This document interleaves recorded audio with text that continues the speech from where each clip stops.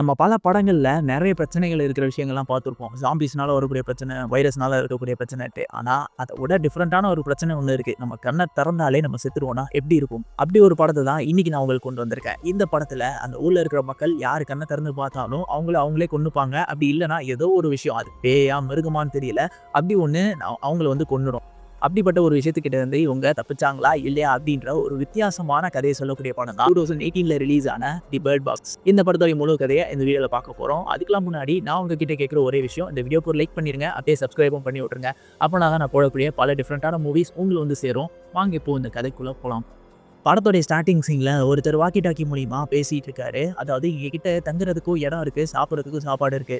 நீங்க இங்க வரணும்னு நினைச்சீங்கன்னா இந்த ரிவரை தாண்டி தான் வந்தாகணும். அது மட்டும் இல்லாம உங்ககிட்ட சின்ன பசங்க இருந்தாங்கன்னா அவங்க வர்றது ரொம்பவே கஷ்டம். இந்த வழியா வந்தாங்கன்னா அவங்க செத்துருவாங்க அப்படின்ற மாதிரி சொல்றாங்க. அப்படியே அந்த படத்தோட டைட்டில் கார்டை போட்டு இந்த படத்தையும் ஸ்டார்ட் பண்றாங்க.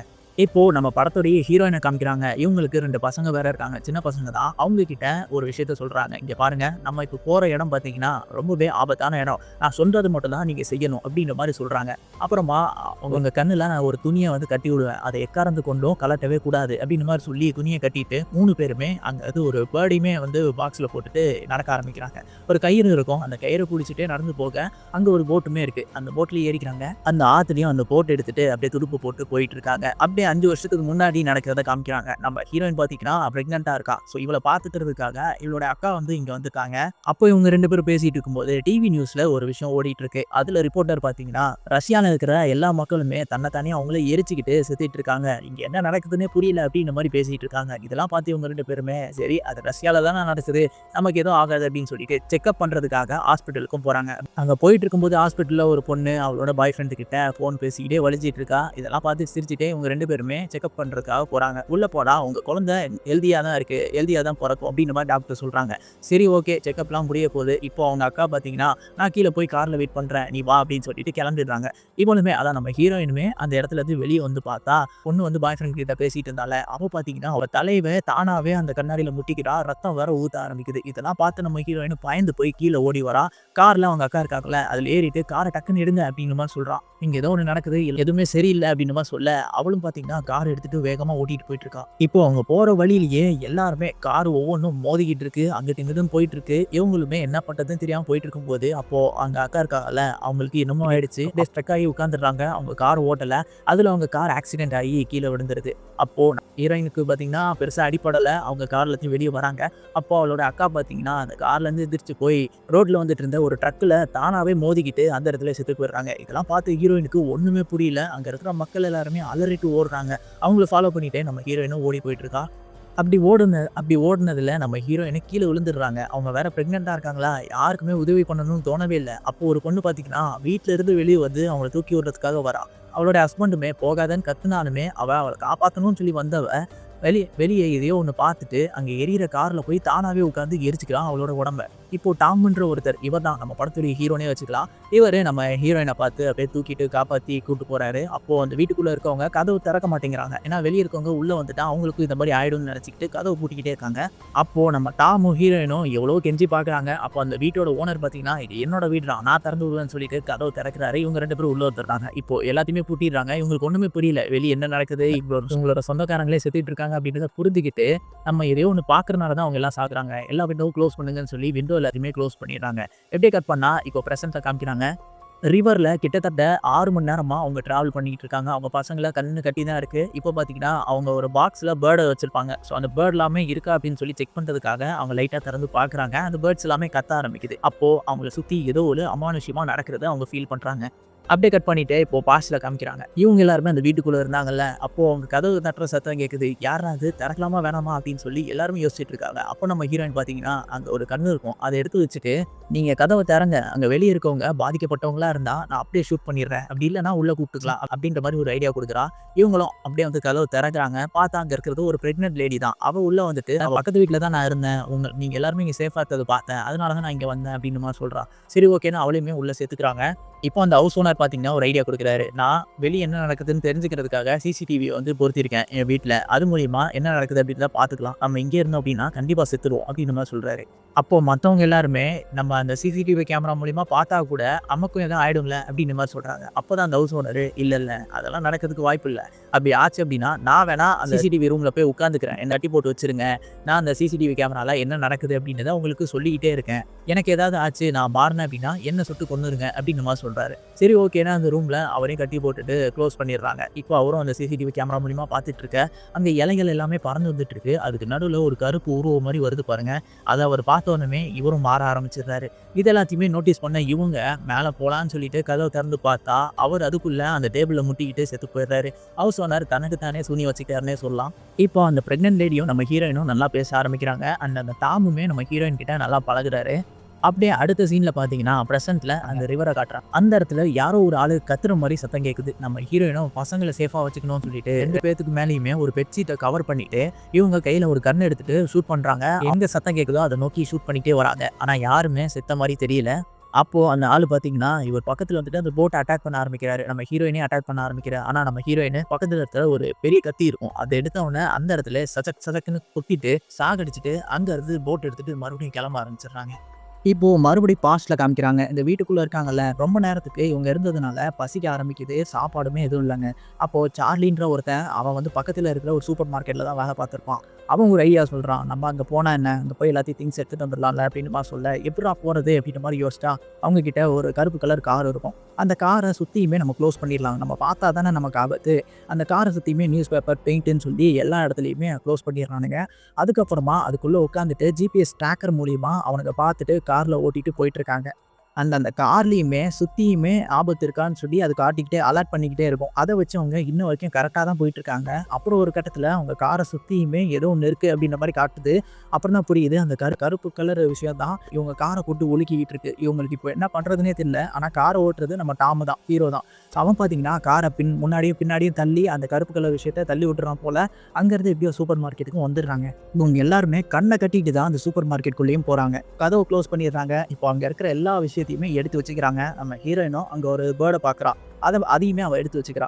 இப்போ ஆளாளுக்கு அவங்களுக்கு தேவையான விஷயங்கள்லாம் எடுத்துட்டு இருக்கும்போது கதவு தட்டுற சத்தம் கேட்குது. என்ன காப்பாத்துங்க, வெளியே நான் இருந்தேன்னா செத்துருவேன், உங்களை மாதிரி தான் நானும், என்னை உள்ள விடுங்க அப்படின்ற மாதிரி கத்திட்டு இருக்கான். அப்போ நம்ம ஹீரோயினும் நம்மள மாதிரி தானே அவன், கதவை திறக்கலாமே அப்படின்ற மாதிரி சொல்றான். அப்போ அந்த நம்ம ஹீரோயின் எடுத்து வச்ச அந்த பேர்ட் செப்ல அது எல்லாமே கத்த ஆரம்பிக்குது. நம்ம ஹீரோயினுக்கு எந்த தப்பா படுது, அந்த டோரை க்ளோஸ் பண்ணுங்க அப்படின்ற மாதிரி சொல்ல வரான். ஆனா இவங்க பாதி திறந்துட்டாங்க. அவனுமே பாத்தீங்கன்னா ரொம்ப ஆக்ரோஷத்தோட உள்ள வர ட்ரை பண்றான். அந்த நேரம் நம்ம சார்லி பாத்தீங்கன்னா இவன் உள்ள வந்துட்டான் அப்படின்னா எல்லாருமே செத்துரும், அதனால இவனை பிடிச்சி தள்ளி விட்டுலான்னு சொல்லி சார்லி அவனை தள்ளி விட்டுட்டு அவனும் வெளியே போயிடுறான். இப்போ அந்த கதவை பூட்டிடுறாங்க. சார்லியோட கதை முடிஞ்சு போச்சு. இவங்க வந்த மாதிரியே அந்த கார் எடுத்துட்டு வீட்டுக்கும் வந்துடுறாங்க. அங்க வந்துட்டு அங்க இருக்கவங்க கிட்ட நம்ம உயிரை காப்பாத்துறதுக்காக சார்லி அவனோட உயிரை விட்டுட்டான் அப்படின்ற மாதிரி சொன்னோன்னே எல்லாருமே வருத்தப்பட ஆரம்பிக்கிறாங்க. இப்போ கொஞ்ச நேரம் அப்படியே இருக்கும்போது அவங்களுக்கு சின்னதா ஒரு சத்தம் கேட்க ஆரம்பிக்குது. என்னன்னு பார்த்தா இவங்க வச்சிருந்த காரை அந்த வீட்டுல இருந்து 2 பேரு திருடிட்டு போயிட்டாங்க. அப்படியே கட் பண்ணி இப்போ பிரசன்ட்ல அந்த ரிவரை காமிக்கிறாங்க. நம்ம ஹீரோயின் படகு ஓட்டிட்டு போயிட்டு இருக்காங்கல்ல, 24 மணி நேரம் ஆயிடுச்சு அந்த தண்ணியிலே தான் அவங்க இருக்காங்க. அப்போ அவங்க போயிட்டு இருக்கும்போது தெரியாதனப்பா அந்த தண்ணியில ட்ரக்கு நின்றுட்டு இருக்கும். அதுல போய் மோதி அந்த சின்ன பசங்க 2 பேருமே தண்ணியில விழுந்துடுறாங்க. அப்போ நம்ம ஹீரோயினை எப்படியோ சமாளிச்சு அவங்க 2 பேருமே படகுல ஏற்றி உட்கார வச்சிடுறாங்க. உங்களுக்கு எதுவும் ஆச்சா அப்படின்ற மாதிரி ரொம்பவே கவலைப்படுறாங்க. ஆனா அந்த 2 பசங்களுக்கும் எதுவும் ஆகலை, நல்லா தான் இருக்காங்க. இப்போ மறுபடியும் அந்த படகு எடுத்துட்டு அப்படியே ஒரு கரையோரமா போயிட்டு நிப்பாட்டிடுறாங்க. இப்போ அந்த பசங்க கிட்ட இங்க பாருங்க, நானே உங்களை படகு விட்டு இறங்க சொன்னாலும் நீங்க இறங்கி வரக்கூடாது. நான் சாப்பாடை தேடி போறேன் அப்படின்னு சொல்லிட்டு அந்த படகு விட்டு இறங்கி நடந்து போறாங்க சாப்பாடை தேடி. அது மட்டும் இல்லாம அந்த பசங்க கிட்ட எனக்கு எதுவும் ஆச்சு அப்படின்னா உங்க லைஃப்பை பார்த்துட்டு நீங்க போயிடணும் அப்படிங்கிற மாதிரி சொல்லிட்டு வந்திருப்பா. அவளோட ட்ரெஸ்ல பாத்தீங்கன்னா மீன் பிடிக்கிற தூண்டிலையுமே அந்த படகோட சேர்த்து கட்டிட்டு அது மூலியமா தான் அவ இழுத்துட்டு வந்துட்டு இருப்பான். அப்போ பக்கத்துல ஒரு ஹோட்டல் மாதிரி ஒரு இடம் இருக்கும். அதுக்குள்ள போயிட்டு அந்த மீனோட தூண்டில் இருக்கும்ல, அது வந்து அதுக்கு மேல வரமாட்டேங்குது. சரிட்டு அந்த டோர்லயே கட்டி வச்சுட்டு சாப்பிட்றதுக்கு சாப்பாடு இருக்கான்னு சொல்லி செக் பண்ணிட்டு இருக்கா. அப்போ அந்த தூண்டில் பாத்தீங்கன்னா ஆட ஆரம்பிக்குது. ஐயோ நம்ம பசங்களுக்கு எதுவும் ஆபத்து போல அப்படின்னு நினைச்சிட்டு இவ வந்து அந்த தூண்டில ஃபாலோ பண்ணி வந்துட்டு இருக்கா. இப்போ பாத்தீங்கன்னா அந்த படகுல அந்த சின்ன பொண்ணு இருக்கால, அவ வந்து அவங்க அம்மாவை தேடி வரான்னு சொல்லிட்டு அந்த தூண்டில குடிச்சுக்கிட்டே நடந்து வந்துட்டு இருக்கா. அப்போ வர வழியில ஏதோ ஒரு உருவம், கண்ணுக்கு தெரியாத ஒரு உருவம் இருக்கிறத அவ ஃபீல் பண்றா. கையை வச்சு தொட ட்ரை பண்றா. அப்போ அவளோட கயிறு, அவளோட உடம்புலயுமே அந்த கயிறு கட்டியிருக்கும். அந்த கயிறை யாரோ இழுக்கிறாங்க. பார்த்தா அது நம்ம ஹீரோயின் தான். உன்னை நான் என்ன சொன்னேன், படகு விட்டு வரக்கூடாதுன்னு சொன்னேன்ல அப்படின்னு மாதிரி திட்டிட்டு அந்த படகுல அந்த பொண்ணு ஏத்திடுறாங்க.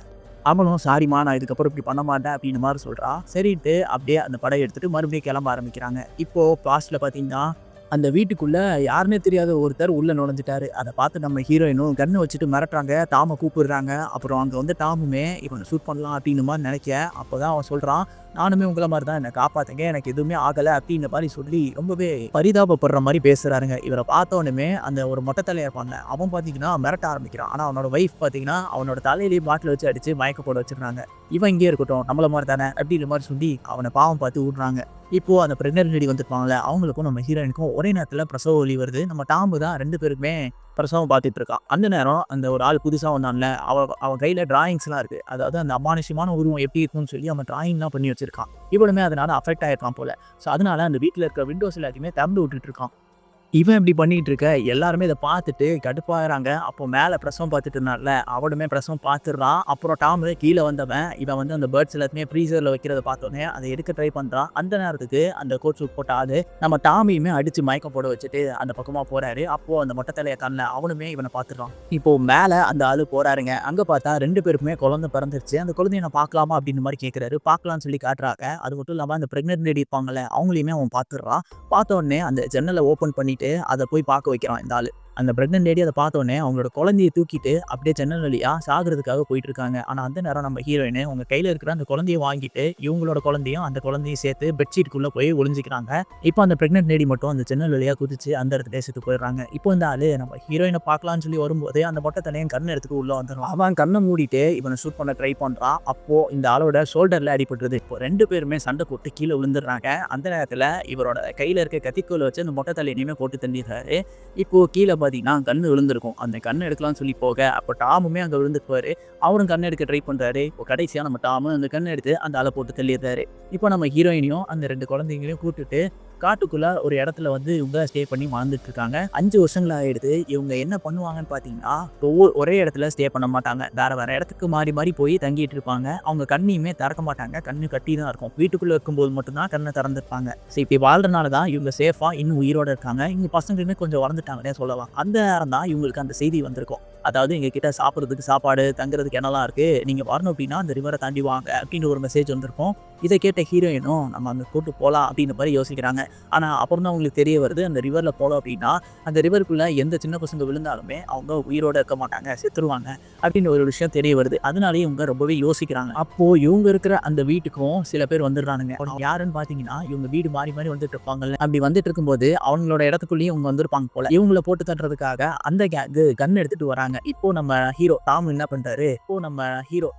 பண்றாரு, இங்க பாருங்க, நான் அவங்கள வந்து சமாளிக்க ட்ரை பண்றேன். அப்படி என்னால கொல்ல முடியல, நான் அங்க செத்துட்டேன் அப்படின்னா நீங்க எப்படியாவது பின்னாடி வழியா தப்பிச்சு போயிடுங்க அப்படின்ற மாதிரி சொல்லிட்டு அவரு மட்டும் கன் எடுத்துட்டு வெளியே போறாரு. கண்ணில் கட்டி இருக்கிற அந்த துணியுமே கழட்டிட்டு அப்போதானே அவங்கள சுட முடியும். அதனால அந்த காட்டுக்குள்ளேயும் ஒவ்வொருத்தரையா ஷூட் பண்ணிட்டு இருக்காரு. அப்போ கடைசியா ஒருத்தனை அவங்க கண்ணால பார்த்தோன்னே அவருமே பாதிக்கப்படுறாரு. இப்போ அவனையும் சுட்டு தள்ளிட்டு இவரை சுட்டுக்கிறாரு. இதுக்கப்புறம் தான் நம்ம ஹீரோயின் அவங்க பசங்களை கண்ணை கட்டிட்டு அந்த போட் எடுத்துட்டு வந்திருப்பாங்க. ஸோ இதுதான் பாஸ்ட்ல நடந்த விஷயம். இதுக்கப்புறம் தான் நம்ம ஹீரோயின் அந்த படகு எடுத்துட்டு இவங்கள கூட்டு வந்துட்டு இருப்பாங்க. இப்போ பிரசன்ட்ல நம்ம ஹீரோயின் பார்த்தீங்கன்னா அந்த இடத்த தேடி போயிருப்பாங்கல்ல, அந்த இடத்துக்கிட்டேயும் வந்துடுறாங்க. அவங்க படகு வந்து கவுந்துருது. ஆனாலுமே அவங்க பசங்களை கூட்டிட்டு அந்த கரைக்குமே வந்துடுறாங்க. இப்போ அந்த இடத்த நோக்கி நடந்து போயிட்டு இருக்கும்போது அவங்களோட நம்ம ஹீரோவோட வாய்ஸ் கேட்குது, டாமோட வாய்ஸ். அதை கேட்ட உடனே நம்ம ஹீரோயின் கொஞ்சம் கொஞ்சம் மயங்கிற மாதிரி தெரியுது. அதுக்கப்புறம் அவங்க அது எல்லாத்துக்குமே அந்த அமானுஷமான விஷயம் தான் காரணம் அப்படின்றத புரிஞ்சுக்கிட்டு நடந்து போயிட்டே இருக்காங்க அந்த பசங்களை கூட்டிட்டு. அப்புறம் ஒரு கட்டத்துல ஒரு கட்டத்தடிக்கு கீழே குழியில போய் விழுந்துடுறாங்க நம்ம ஹீரோயின். இப்போ அந்த 2 பசங்களுமே வழி மாறி போக ஆரம்பிச்சிடுறாங்க. வழி தவறி போன இந்த பசங்களை அந்த அமானுஷமான விஷயம் அவங்க அம்மாவோட குரல்ல பேசி கண் கட்ட அவுக்க வைக்க ட்ரை பண்ணுது. ஆனா அந்த பையன் பாத்தீங்கன்னா கிட்டத்தட்ட கண்ணில் கட்டி இருக்கிற அந்த துணியை அவுக்க போயிடுறான். அந்த நேரம் நம்ம ஹீரோயின் வந்து அந்த பையனை காப்பாத்திடுறாங்க. அதுக்கப்புறம் அந்த பொண்ணுமே கலட்ட போக அப்போ நம்ம ஹீரோயின் பாத்தீங்கன்னா அவளுக்கும் அந்த பொண்ணுக்கு மட்டும் தெரிஞ்ச பர்சனலான விஷயத்தை வச்சு அவளை வந்து இந்த இடத்துக்கு வர வச்சிடறான். இப்போ அவங்க பொண்ணையுமே அவன் காப்பாத்திடுறான். இப்போ அங்கேருந்து அந்த பசங்களை கூட்டிகிட்டு போயிட்டு இருக்கும்போது அந்த அமானுஷமான விஷயம் இவங்களை சுற்றிக்கிட்டே வந்துட்டு இருக்கு. அதெல்லாம் தாண்டியுமே அவங்க அந்த இடத்துக்குமே போயிடுறாங்க. கதவு தட்டுறாங்க, எங்களை உள்ளே விடுங்கன்னு சொல்லி. ஆனால் உள்ளே இருக்கவங்க கொஞ்ச நேரம் யோசிக்கிறாங்க. அப்புறம் தான் என் பசங்களையாவது உள்ளே விடுங்க அப்படிமா சொன்னோன்னே அவங்க கதவை திறந்து பார்க்குறாங்க. இவங்க கண்ணை செக் பண்ணிவிட்டு இவங்களுக்கு எதுவும் அஃபெக்ட் ஆகலை அப்படின்றது தெரிஞ்சோடனே இவங்க உள்ளே சேர்த்துக்கிறாங்க. அப்புறம் தான் தெரிய வருது அந்த இடத்துல இருக்கிற எல்லாருக்குமே வந்து கண்ணு தெரியாமல் இருக்கும். அவங்க எல்லாருமே பிளைண்டு. ஸோ அப்படிப்பட்ட ஒரு இடம் தான் இது. அதனால தான் அவங்க சேஃபாக இருக்காங்க. இந்த விஷயத்தெல்லாம் சொன்னோனே, "உங்க பசங்களோட பேர் என்ன? பேர் வைக்கலையா?" அப்படின்னு மாரி கேட்டோனே, அவங்க அம்மா பார்த்தீங்கன்னா, "இல்ல பேர் வச்சிருக்கேன். இந்த பையனோட பேரு டாமு, இந்த பொண்ணோட பேரு ஒலிம்பியா" அப்படின்னு மாரி சொல்றாங்க. ஸோ இந்த இடத்துல இந்த படமும் முடியுது. இந்த படத்துல இவங்க எல்லாருமே எத பார்த்து சாகுறாங்க, அதுக்கு பின்னாடி இருக்கிற விஷயம் என்ன அப்படின்றது எல்லாமே என்னன்னே சொல்லாமலே முடிச்சிருப்பாங்க. ஆனா பார்ட் 2ல இதுக்கான ஆன்சர் இருக்கிறதுக்கான வாய்ப்பு இருக்கு. பார்ட் 2 வேணும்னு நினைச்சீங்கன்னா கமெண்ட் பண்ணுங்க. நான் அந்த படத்தையும் போட ட்ரை பண்றேன். அண்ட் நெக்ஸ்ட் வீடியோல உங்கள வந்து சந்திக்கிறேன். Until then signing off.